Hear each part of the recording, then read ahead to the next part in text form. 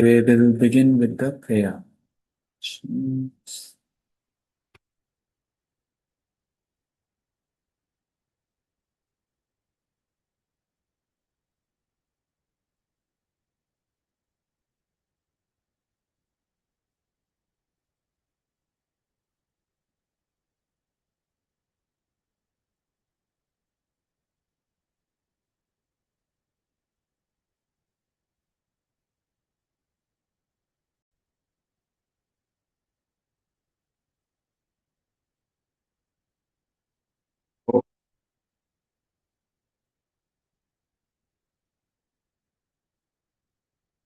Om Sahana Bhavatu Sahanau Bhunattu Saha Viryam Karavavahai Tejasvinavadhitamastu Mavid Vishavahai.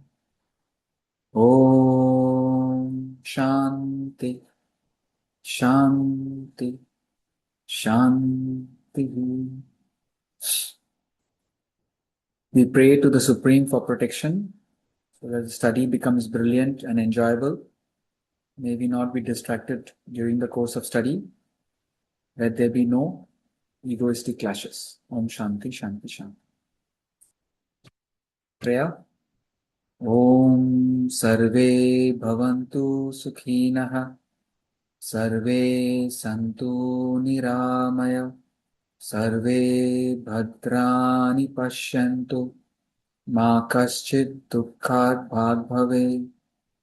We pray for the peace and happiness of one and all. May everyone be healthy and comfortable and peaceful at all levels of the personality. Spiritually, may we see that which is divine and holy everywhere, in everyone. Let there be no suffering anywhere. Om Shanti, Shanti, Shanti. Anybody has any question? Okay.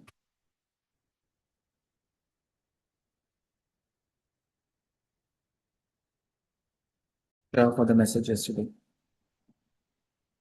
So, we have to start from this paragraph. The previous paragraph, Atman, the Atma is said to be a homogeneous mass of pure consciousness. That word, this term is itself enough, a homogeneous mass of pure consciousness.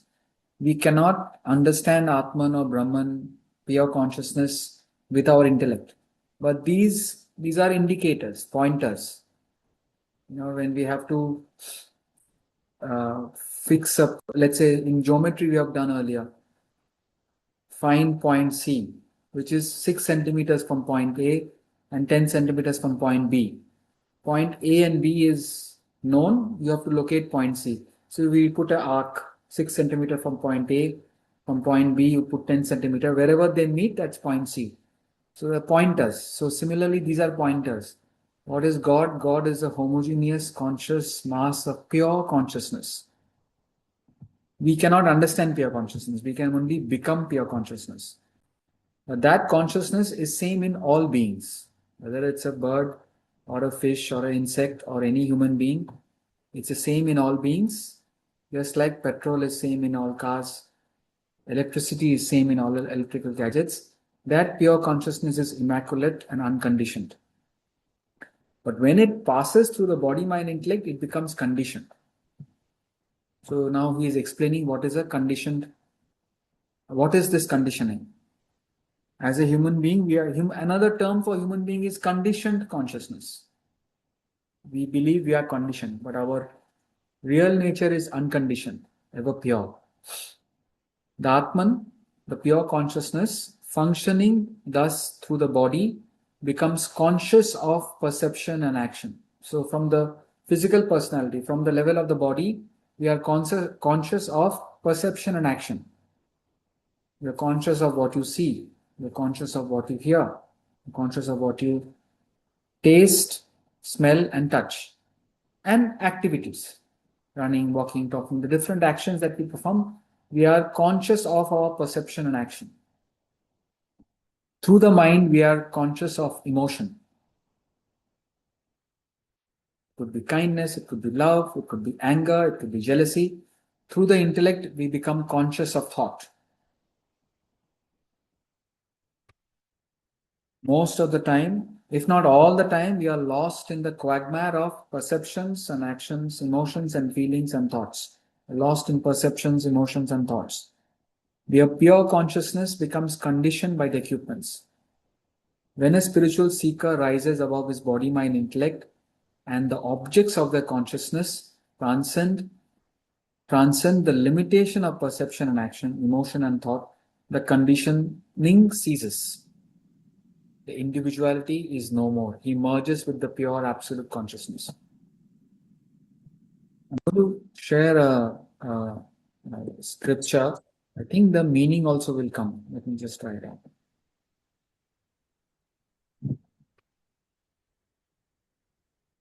No questions now, no?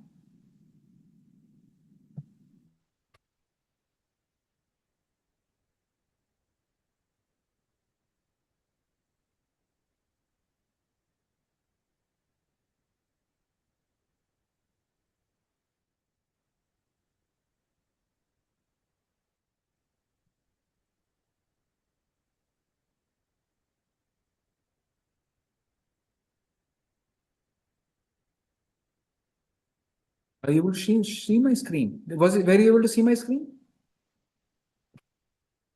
Okay. I was not able to understand.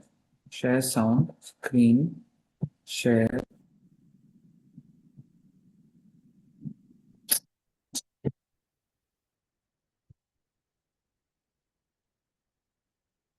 Why is the sound not coming?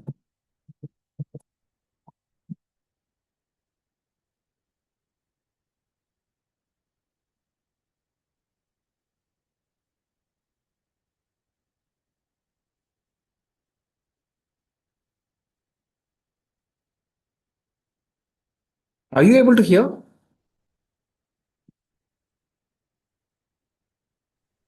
We can hear you. No, the display, No. No, sir. Not from there. Why is it not coming? Change. Um,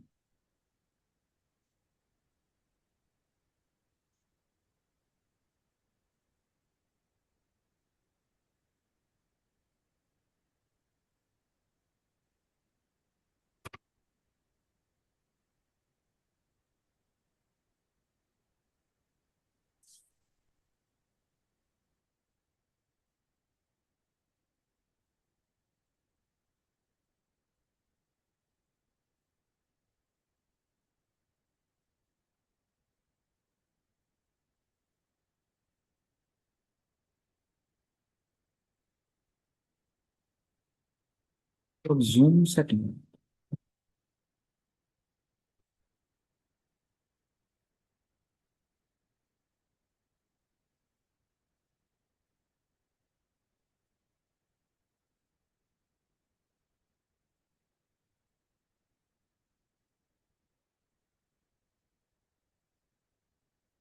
And then give it up.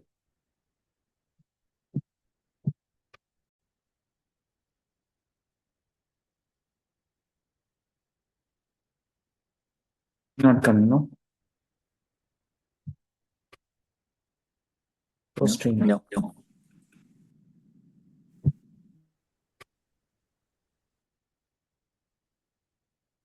Why is I am able to hear you and audio settings?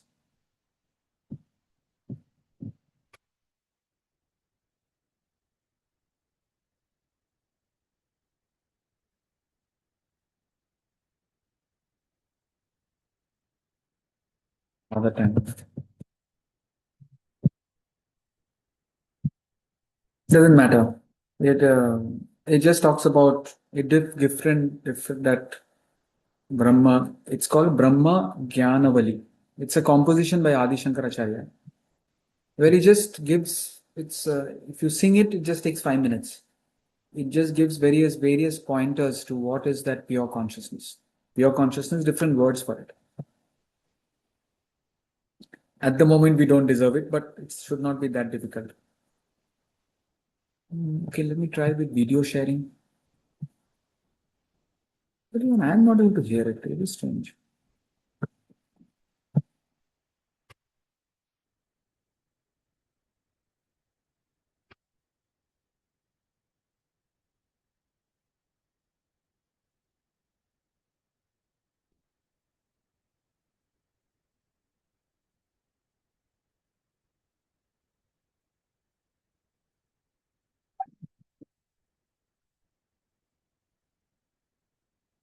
Come in.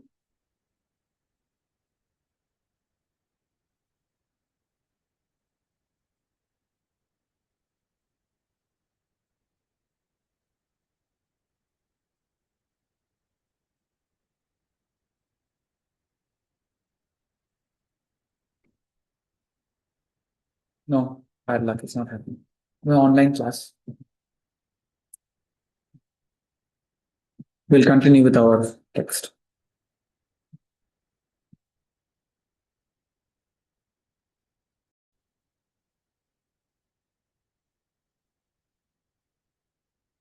Never aware of pure unconditioned consciousness. The definition of God is objectless awareness. Objectless awareness means pure awareness without any conditioning. That is never our state. Every time we are aware, every time we are conscious, or you can use the word knowledge also, we have knowledge of something, we are conscious of something. That consciousness is all. So we always experience conditioned consciousness. Even in sleep, you're conscious of nothingness. It never happens, you're just aware of consciousness. The pure consciousness has become conditioned by the equipments. When a spiritual seeker means he is not interested, he is not focusing on the demands of the body, mind, intellect. He is trying to identify with his spirit in him. Therefore, he says, when a spiritual seeker rises above his body, mind, and intellect, and their objects of consciousness, transcends the limitation of perception and action, emotion and thought, the conditioning ceases. See, if we are behaving with a selfish, self-centered attitude,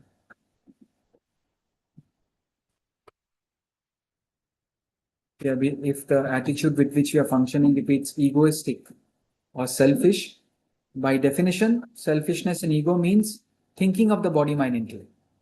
How can I use the world to cater to my body, mind, intellect? Then we identify with the matter equipments.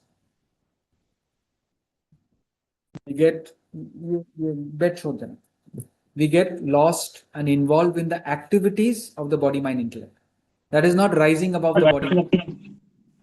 Anybody has a question? Sorry. Okay. If no questions, just ensure your mics are on mute. So here he uses the line rises above the body, mind, intellect. I'm explaining what is so one is identifying with the body, mind, intellect. Then you're not rising. You're caught up in the body, mind, intellect. Selfish, egocentric activities make us caught up with the body, mind, intellect. To rise above the body, mind, intellect, you have to be unselfish. What can I do with my body to help others? How can I use my mind, purify my emotions to be of some service to others? How can I think in terms of how can I be helpful to others? So if that is the thought process, how can I be of helpful to others? Because the thought is on others, you're slowly rising above your own body, mind, intellect. So one is the practice and one is the knowledge, the awareness. Why should I rise above my body, mind, intellect? If you want to ultimately experience the bliss of your own self, you can't be selfish or egocentric. So spiritual seeker, he uses his body, mind, intellect to serve others. So then he is not caught up with the objects of consciousness. What is the object of consciousness of the body? Seeing, hearing, smelling, tasting, touching. What is the object of consciousness of the mind? Emotions and feelings. Intellect, thoughts. So if you keep on identifying not with the perception, emotion or thought, but you are identifying means the focus of attention is on what makes me conscious. So when you are studying or listening to the scriptures, this is an active consciousness. Active consciousness means you are thinking of what makes you conscious. But when you are doing your obligatory duties, this is a passive. Passive means at the back of the mind. The thought is there. Just as you remember, you don't have to keep on repeating, na? I'm a boy, I'm a boy, I'm a boy. Or those who are ladies, I'm a girl, I'm a girl. You don't have to keep on repeating. There is a clear awareness that I am a man, I am a lady. Or there's awareness, today is my birthday. I'm using an example. On the birthday, you don't have to keep on repeating yourself. No, today is my birthday, today is my birthday. No.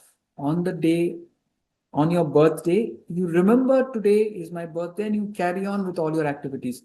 Because it's a very easy piece of information. It is something you are very interested in. I mean, you know it. Similarly, through Shravana and Manana, through listening and reflection, you have to become aware. You have to become more acutely aware that there is a consciousness. Without that consciousness, I cannot experience anything. The fact that I am experiencing anything, whether it's good or bad, the type of experience is completely immaterial. It can be very, very painful experience. It can be very, very pleasant experience. It can be a very ugly experience. It can be an accident, or it can be something beautiful like nature. Doesn't matter what is the experience. But in all experiences, there is the consciousness that makes me and you aware of that experience. Whether it's a loud sound or a soft sound, whether it's something beautiful or something not so beautiful, something pleasant or unpleasant, whatever be your experiences, a spiritual person, he is not completely lost in that experience. He just remembers. He has the knowledge that there is something. Is there something that makes me conscious? Or what is that which makes me conscious? If you're able to go up to that, then the next step is you are that consciousness. I am that consciousness which makes me see. I am that consciousness that makes me hear. Play your part, deal with that stimuli appropriately. If it's a loud noise, you close your hand. If it's a beautiful noise, you enjoy it. Whatever you need to do, you do it. But with that awareness that is there a self which enlivens me? If you are able to do that practice, and this practice is impossible when the action is egocentric or selfish. This practice is only possible when you are pure, when you are unselfish. Because it's contradictory, na? Selfishness means you are caught up with the body, mind, intellect. Only when you rise above the body and the mind and the intellect, instead of getting lost in the quagmire of perception, emotion, and thought, you are remembering that there is a consciousness. At the ultimate stage, the individuality is no more. The ego is no more. You're only divine. Now you have become the divine self. And from that standpoint of divine self, you allow the body, mind, intellect to function.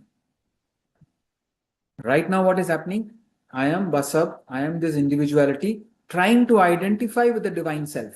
That's why I am seeking the self. I am a spiritual seeker. With this personality, I am trying to rise above my body, mind, intellect through unselfish karma, through surrendering my emotions to the higher, through knowledge that I am not this body, mind, intellect, I am something beyond the body, mind, intellect. Through such practices, I am trying to identify with the divine self. But when you have identified with the divine self, now the standpoint changes. I am that divine self making the body, mind, intellect function. At least theoretically, we have to visualize this as a possibility. And then practically, your life, your personality is your lab where you figure it out. Are you the body? Are you the mind? Are you the intellect? Is there something beyond the body, mind, intellect? All this, is it making sense? It is the subtlest literature about your own life, about your own experience. So much depth is there in these statements. When a spiritual seeker rises above his body, mind and intellect and their objects of consciousness. So rising above, unselfishness, no thought of what am I getting. Objects of consciousness, the five 5 sense perceptions, emotions and thoughts. Emotion thoughts could be an infinite variety of emotions and thoughts. So many thoughts can come, right? If we are aware of the emotions, perception, thoughts, we are aware of conditioned consciousness. But then when you go to the next level, what is that which makes me aware? What is that which makes me conscious? Then you are becoming spiritual, divine. Individuality is no more. The individuality is ego. And if this practice at its 100% perfection, the person merges with the pure absolute consciousness. It is akin to the phenomena of reflection and sunlight. When the reflecting medium is removed, the reflected image disappears. So pure consciousness has become conditioned consciousness. Conditioned consciousness is the reflected because of our association with the body and its perceptions, mind and its emotions, intellect and its thoughts. So we have become conditioned. But if you rise above this, what remains is just the pure consciousness. What remains is the all-pervading sunlight. Sunlight is in the sky. Sunlight comes, and where there is a reflecting surface, there is a mirror. It can be a broken mirror, blue mirror, green mirror. Where there is a reflecting surface, you see a reflected sun. That is not the real sun, it's a reflected sun. The reflected sun takes to the properties of the reflecting medium. So pure consciousness functioning through our vasanas, through our ego. Pure consciousness in Basap is functioning through my nature. In all of you is functioning through your nature. But now when you rise above this individuality through the spiritual disciplines, identify with the self completely, this disappears. Body, mind, intellect, the vasanas is the medium through which there is a individuality. Rise above the medium, the individuality disappears. What remains is the pure consciousness.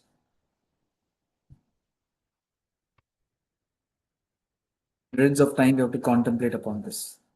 Hundreds of thousands, I don't know. If you contemplate upon it once and you realize yourself, you don't have to do it.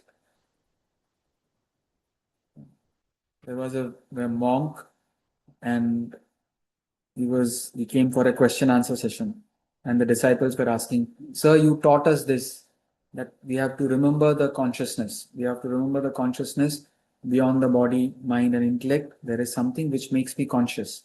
How many times should I repeat it?" He said, "It's not meant for repetition, it is meant for realization. If you realize that you are the pure consciousness and nothing to do with this, the play, the drama, the lila, then you don't have to repeat it. Otherwise, repeat it till you realize it. Truth is one. It has to be repeated and realized. It is not for repetition, but without repetition, it's not a mechanical repetition. Suppose mechanically I repeat, I am the pure consciousness, I am the pure consciousness, not the conditioned consciousness. Like a mad person, you can go on repeating. That's not the point. It's constant remembrance with feeling and understanding. The confluence. Am I this or am I that? Is that a possibility? Just to genuinely suspect that these great masters have no selfish interest at all. This is the possibility. They are reveling in absolute bliss. Paripurna, they are absolutely complete. They have no interest in anything. They are reveling in an ocean of bliss within themselves. But they look at us like mad people suffering in the world, and they says, you're getting affected by pleasure and pain because you're attached to your body. You're getting affected by love and hatred. Some people love you, some people hate you. Sometimes your desires get fulfilled, you experience joy. Sometimes, or many times, the desire doesn't get fulfilled, you experience sorrow. Sometimes you have respect, sometimes you're going through humiliation. All these ups and downs of life, nobody can stop the ups and downs of life. Nobody can say it's only day or only night, day and night. Never will it happen there is only birth. It's always birth, or never will it happen only death. It's always birth and death. War and peace. World War I, peace. World War II, peace. World War III, I don't know what's happened or not. Constantly war and peace. Ups and downs of life are inevitable. World means dvandvas, pairs of opposites. Now, the more the master is saying, the more you're believing yourself to be, I am the body, mind, intellect, you will be affected by the happenings of the world. Don't get affected. Understand these are all passing, fleeting experiences. Stay calm and composed and understand you're not this personality, you're not the conditioned consciousness, you're not the ego, you're not the body, mind, intellect. Beyond all this, there is a divine life spark, the Atman. What is that? That which makes you conscious. You are that consciousness.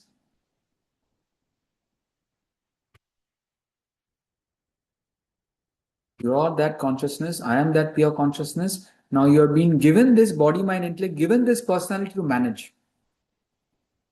You are not Ullas. You are the manager of Ullas, managing Ullas. You are not Tanas. You are the manager of Tanas. That supreme manager is the self. This you have to keep repeating. And repeating in the mornings when you are studying. Just be aware and then use your body, mind, intellect to play your role properly. Play your role properly means very, very carefully, with concentration, with unselfishness, without any expectation. Just play your role. If there are no questions, we'll continue. The conditioning of the pure consciousness is brought about by your unintelligent identification and attachment to your body, mind, intellect. Now, the resolution that we have to make is now no more of this stupid, unintelligent identification. Now we will intelligently identify with the self, gain the knowledge of the self, try to understand what the self is, and try to identify with the self. Feel fulfilled, blissful by our association, thinking of the self, and let the body, mind, intellect function. Your focus of attention. This focus of attention is the most precious gift that we all of us have. See, when a person is going through a lot of pain, or children it happens, no, Mama, I want this, I want this, I want this, I want this. What does the mother do? Just distract them. You do something, you make some face, something you distract them. The moment the focus of attention has shifted, that thing is gone. For temporarily, it is gone out of the mind. The whole thing is what is in the mind. Right now, self is out of the mind and the world is fully in the mind. We have become worldly, conscious of what is happening in the world. Now, in the Vedanta class, we are saying withdraw from the worldly entanglement. Unselfish activities for the sake of self-purification, self-realization is not an entanglement. Entanglement is where there is no concept of the self. What can I get? What can I get? You approach the world to acquire and enjoy. That is entanglement. You approach the world, this is the gym. The world is my gym where I can serve and sacrifice, see the splash of divinity everywhere so that I can realize the self. Then you are using the world to free yourself, right? So now we are distracted by the world. Now we are saying, distract yourself by the self. Shift your focus of attention to the self. Not the world that you're experiencing, that which makes you experience the world. Your focus of attention has long remained in the realms of these equipments. What can I see? How can I see things better? What better movie can I watch? What better book can I read? What better music can I listen to? What is a better perfume can I smell? What is a better, more comfortable bed? More comfortable. All the time we are in the realm of what the body can do, what the mind can do, what the intellect can do, and that's the world. Consequently, you are held hostage of your perception and action, emotion and thought. You can free yourself from this bondage and regain your supreme self through the 3 spiritual disciplines.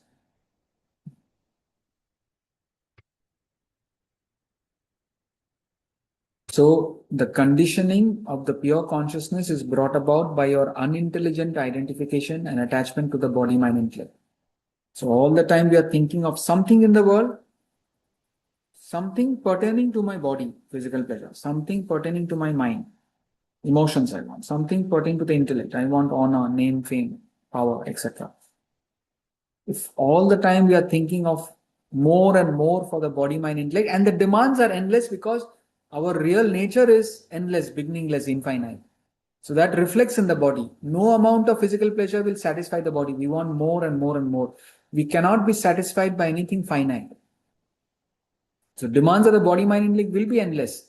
What we are saying, leave the body, mind, intellect and go to the self. Self itself is full.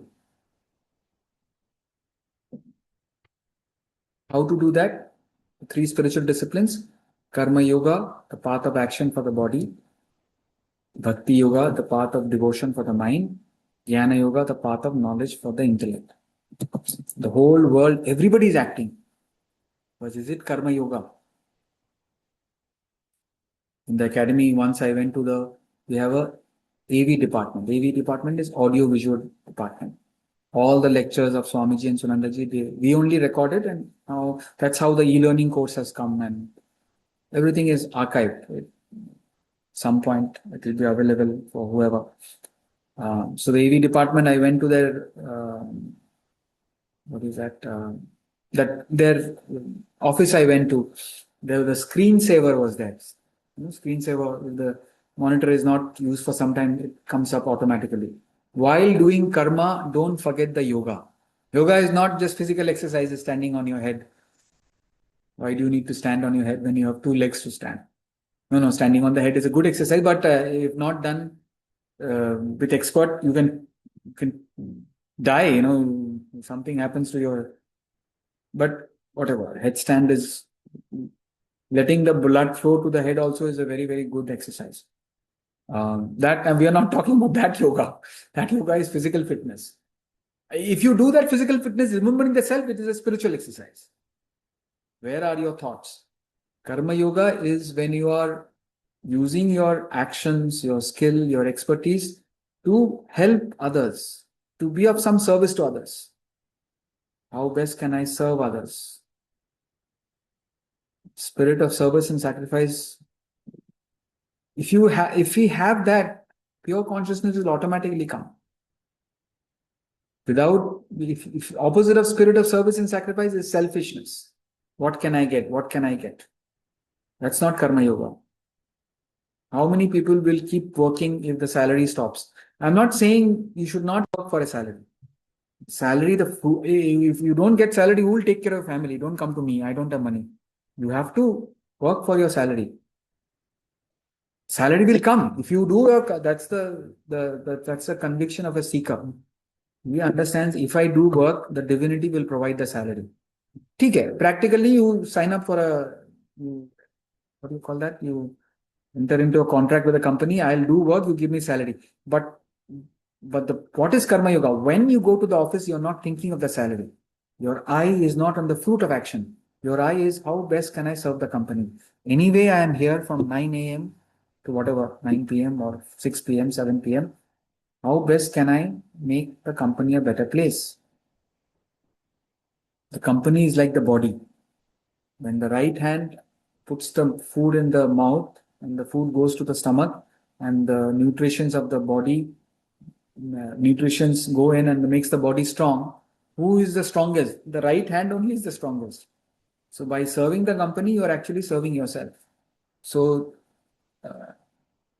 karma yoga is unselfish actions in a spirit of service and sacrifice without the ego. I am service. I need it. I know.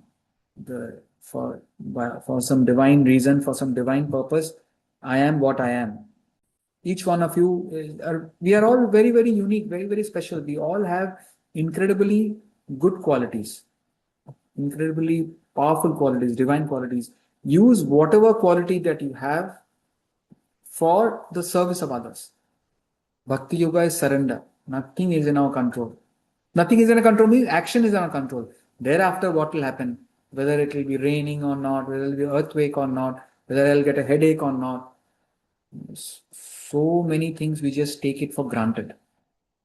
We are blissfully unaware. Make a list, no? First on the left side, you write down Excel sheet or notepad, you write down. First, you write down your age. Whatever, 40, 50, 60, 70. 70 years I have been breathing oxygen. How much have I paid? 70 years my heart is beating non-stop. How much should I pay my heart? 70 years or 40 years my kidney has been functioning. I was not even aware that my retina is not detached. Write down body. 70 years means 70 into 365 into 3 meals. Every time I have been getting food. Not once did I go to the farm and do my farming to produce my food. Not one seed I have planted. Whatever. So I'm not saying everybody has to do that, but somebody is doing it.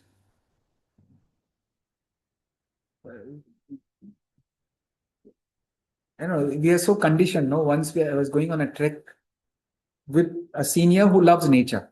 So there was a waterfall. He started drinking water from there. So I'm like, how can you drink water here? I'm saying, he just said, where do you think the bottled water is coming from? And I'm like, okay, no, that's the source of water. Now, I don't know what purification our bottled water goes through, but the source is there. Now, we are used to opening the tap and getting the water, put the aquaguard on and getting the water. But where is it coming from? It is coming from some river, some pond, some lake. Who put all the pipes? Who discovered the pump? I'm saying if you just be aware, so many things, so the whole world is ensuring we are having a peaceful, comfortable life. So will you just be a taker, or little bit we should give? So that is karma, and bhakti is my God, just a surrender. Without the divine grace, without the infinite benevolence of that divine nature, you can't make clouds to give rain. You can't make the sun shine. We are not controlling the atmospheric pressure. What else? We are only putting dirt and garbage in the earth. But that Mother Earth, whom we are stamping all the time, we have to stamp all the time. It is only giving fruits, flowers, vegetables. What it gives is good for us. What we dump is what we cannot live with. Who's doing all that? That divine grace is bhakti. And the other aspect of bhakti is genuinely having positive feelings and emotions for everybody. Fill your heart with gratitude. Fill your heart with forgiveness. If you have a problem forgiving anybody, talk to me. Since I'll tell you, if you don't forgive, you're doing harm to yourself. You're not doing harm to others. Fill yourself with kindness. Fill yourself with love. All this we have studied in the strength of emotion chapter, 2-3 chapters back. Unless you have positive emotions, you can't gain jnana. Jnana, path of knowledge. What is the knowledge? Conditioned consciousness is consciousness conditioned by perception, emotion, and thought. What is our true nature? That which makes you conscious. The pure, unconditioned consciousness is who I am. That suspicion is jnana. Nitya, anitya, viveka, vichara.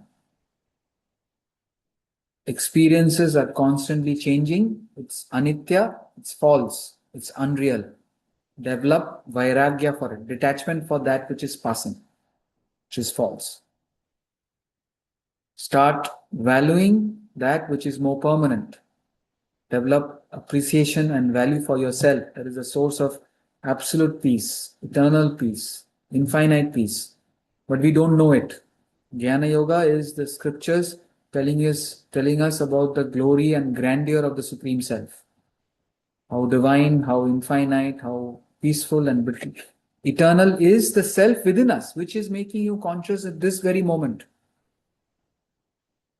We have the most intimate relationship with the self, but we are not focusing on that. We are lost in the worldly activities because of the vasanas.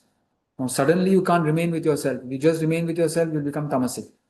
You become aware of the self and go out and serve the world. Go out and be kind to people. Please smile at one person. One person I was. See, when you get agitated, what you have to do? When you're agitated, do something positive. Do some good things. Then when the mind is calm, then only you can apply the intellect. I was just trying to help somebody, and I says, what are the distracting things you can do? So I just said, be nice to your sister. At least sister, you can be nice to. Brother, she's laughing. How can I be nice to my sister? She's such a whatever that person is. Now that person is bad, that is that person's problem. You take care of your sadhana, you take care of your life. So I was laughing because 10 points I've given, and one of the easiest things you be nice to your family member. Just what is that they want? Is there anything I can do? Do it and carry on with your life.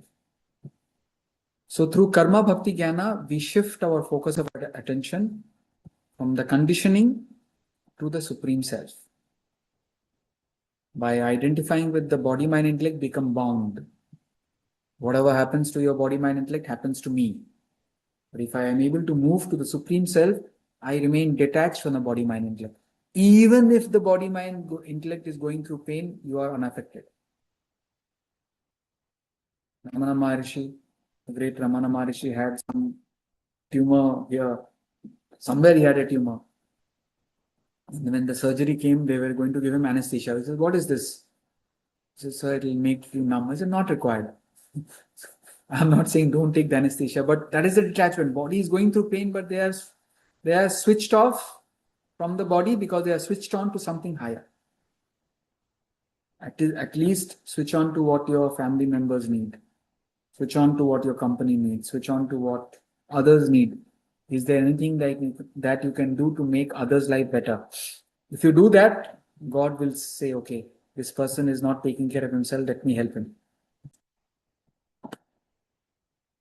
And when God is seeing us cheating and harming others for our own sake, I need to take care of myself. God says, okay, let me help others. Now, there's no such God, but I'm saying that's how the divine law is designed. Anybody who is selfless, unselfish, will always have help around him. I'm not saying neglect your body, mind, intellect, but we don't have to over pamper ourselves. Be kind to your body, mind, intellect, but use it for the welfare of the world. Because ultimate welfare is in identifying with the self. And if you are not kind, then you cannot identify with the self.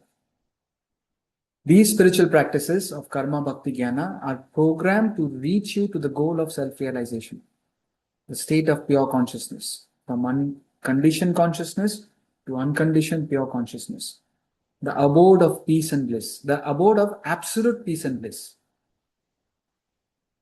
I'm watching a movie, I'm having good food, I'm having relationships. They are abode of relative peace and bliss. While you're doing that, remember the self. Be unselfish, get back to the self. The spiritual disciplines enable you to control and direct your equipments to tread on the spiritual path.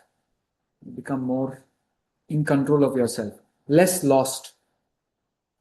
Use your intellect to guide the mind and the senses, body and its actions to the ultimate destination. Ultimate destination is at least mentally visualize.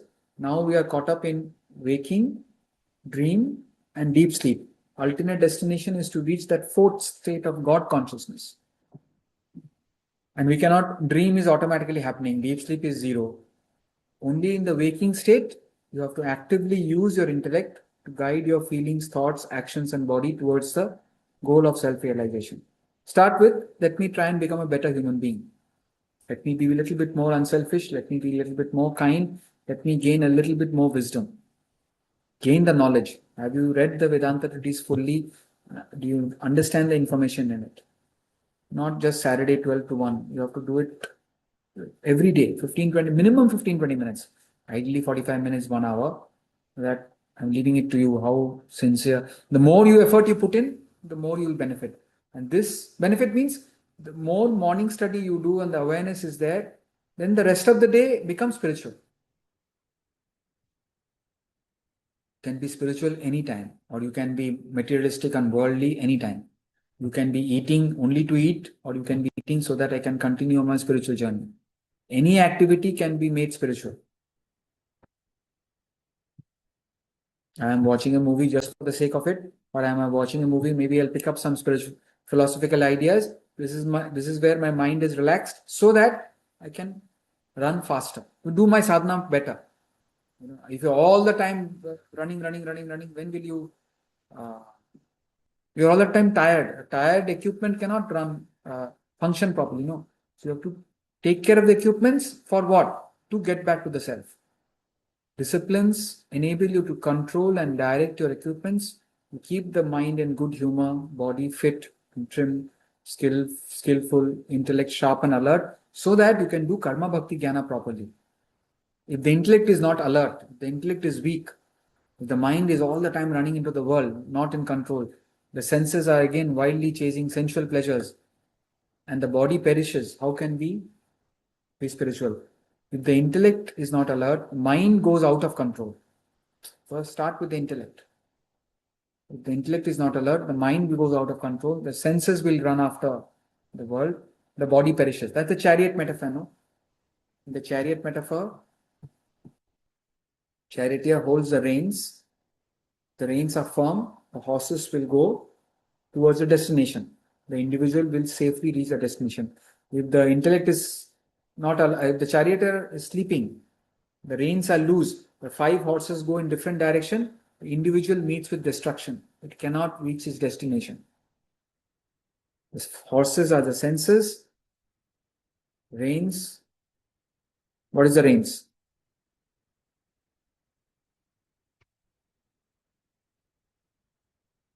Mind. Mind. Everybody should know the answer. Reins is the mind, charioteer is the intellect. If the intellect is alert, reins is firm, you take the 5 horses to the destination. When the horses are tired, you will stop and feed the horses. If the horses need some entertainment, you will stop, give the entertainment, but you'll never lose control. You take your body, mind, senses to the goal.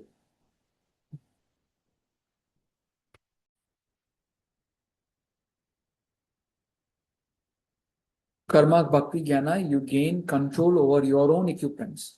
You use your equipments only to do karma bhakti jnana. The more you do it properly, karma bhakti jnana will be explained. I am already explaining, but it will be explained. So the more clarity you gain control over yourself. Not being in control. See, being in control means you're operating from the level of the intellect. Not being in control means you're operating from the level of the mind. Mind means the whole thing is agitated. Mind means the thoughts are increasing, diverging. Intellect means you're in control and thoughts are converging, reducing. Of course, fire the intellect with higher wisdom, higher values of life. Being in control itself is peaceful. Otherwise, we are restless. This idea is portrayed in the picture of the chariot and the horses in the epic Mahabharata. With Krishna as the charioteer, Arjuna seated behind. When the charioteer holds the reins firmly, the horses are under control. So senses are under control. The chariot heads to its destination.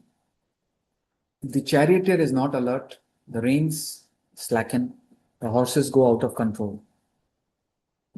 The passenger fails to reach his destination.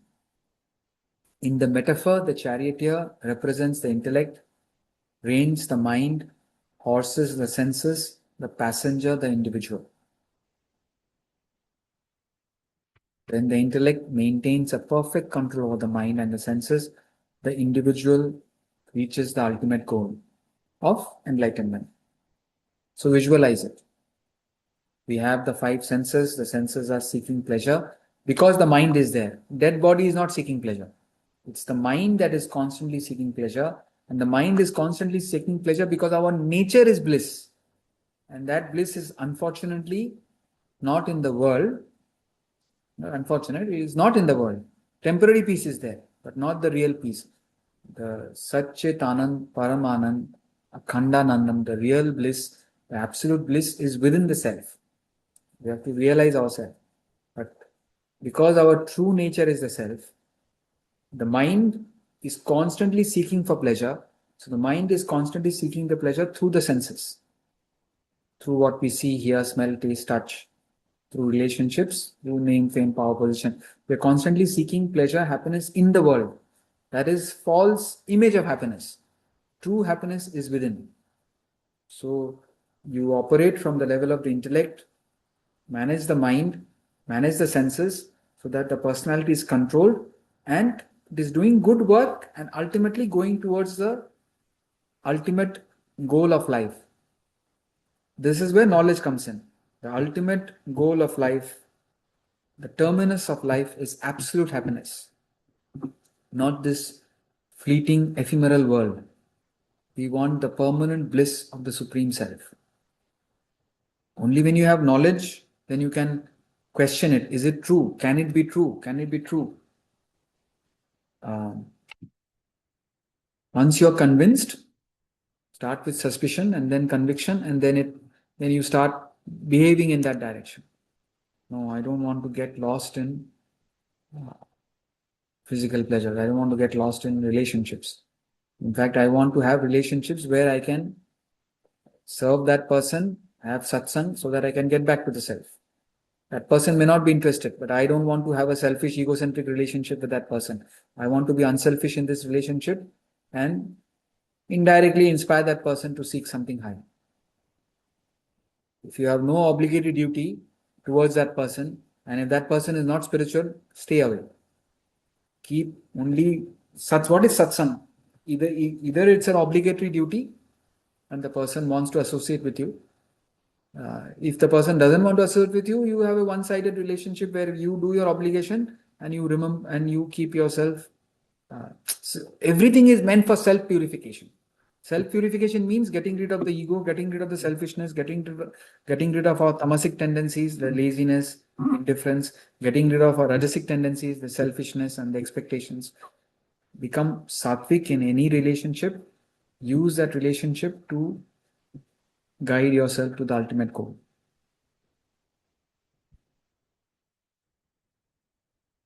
Anybody has any question?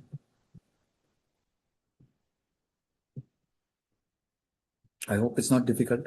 I don't know. Personality layers. The human being is composed of 5 material layers with the self, Atman at the core. The diagram below represents this structural division. That's what we had put as a flyer, no? Food sheath. Annamaya kosha. Anna means food. The body is made up of food. Food sheath. Vital air sheath. Pranamaya kosha. Our breathing. Then the mind. Mental sheath. Manomaya kosha. Man. Then intellectual sheath. Vijnanamaya kosha. All this arises from our vasanas. Anandamaya kosha. Ananda means bliss. When we are at the vasana level, in deep sleep, we are on a state of bliss. It's a negative bliss, not the positive bliss of the Atman. Positive bliss of the Atman is in the state of pure consciousness, Turiya, that is represented by Om. Om represents that ultimate consciousness, absolute bliss. The abode of absolute peace and bliss is your own self. This is the core of the personality. Body. Then we say mind. Here, additionally, we are saying Pranamaya Kosha. The gross body, which is the body, and the subtle body sticks together. The glue is the Pranamaya Kosha. That's why when the breathing stops at the time of death, the subtle body detaches, and in the medium of consciousness, it goes to the environment it needs to be and manifests as the next gross body. That is the death of the previous gross body and birth of the new gross body. The subtle body has moved. As long as the breathing is there, the breath, the Pranamaya Kosha is the glue that sticks the subtle body and the gross body. So food sheath, vital air sheath. So this is extremely important knowledge or bifurcation which will make us more objective, more aware of ourselves. And thereby, if you're more aware, thereby you reject neti. You negate the matter and assert the pure consciousness, the divine self. I am not my food sheath. I am not my breathing. I am that which makes me breathe. Swas swas mein naam le, said Kabira. The 11th yajna in the 12 yajnas, you don't have to worry. I mean, those who have done the 4th chapter of the Gita. The 11th yajna means what? Yajna is, the fire worship is, you offer ghee, the fire shoots up. You're offering ghee, there is a offering and there is a kindling. When the fire shoots up, we say God is blessing us. You offer something, you offer your effort in the company's profits shoot up, right? Now to convert every activity into a worship, you offer something, there is some kindling happening.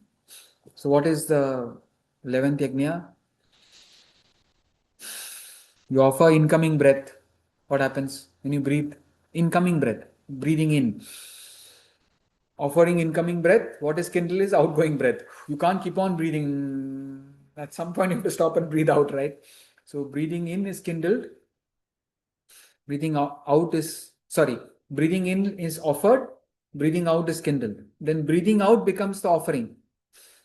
Breathing in is kindled. So, there is an offering, it's a worship. It's an offering and kindling. All this is happening because of the Atman, the pure consciousness. If the pure consciousness is switched off, there is no incoming breath or outgoing breath.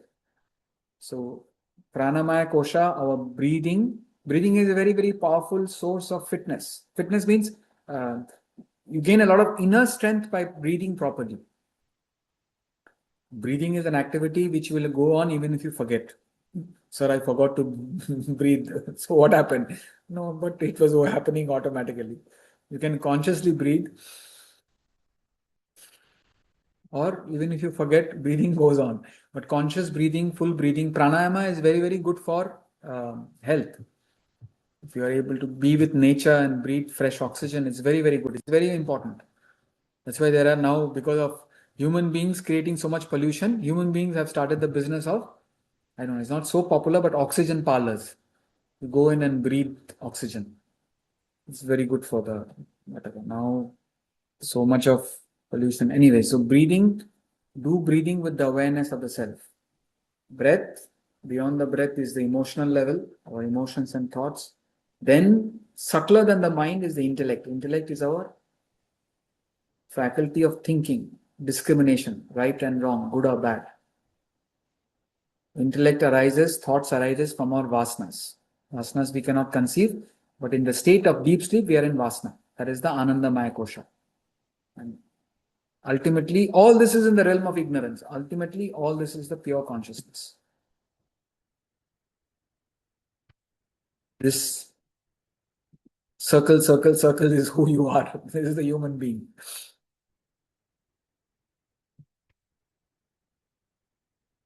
The diagram was Atman and the 5 sheets. The mystic symbol Om, pronounced A-U-M, A-U-M, is at the center is the Atman. Atman is represented by that symbol. The 5 layers of matter are called Panchakoshas. The outermost circle is food sheet, Annamaya Kosha. You have to learn it. If I study, I will learn. You have to study it and remember. A little bit of memory is important.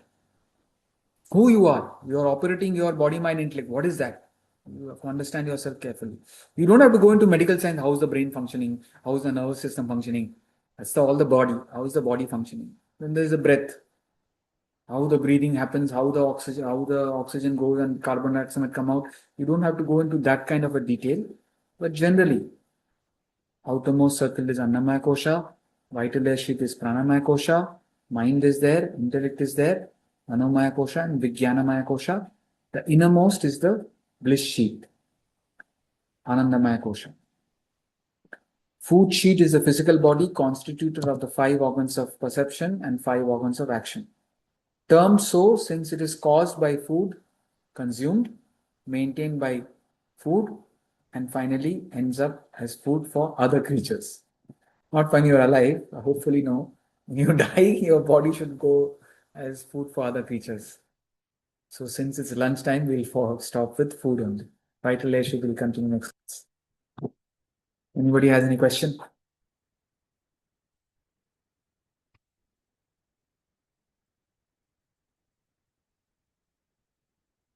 With the prayer.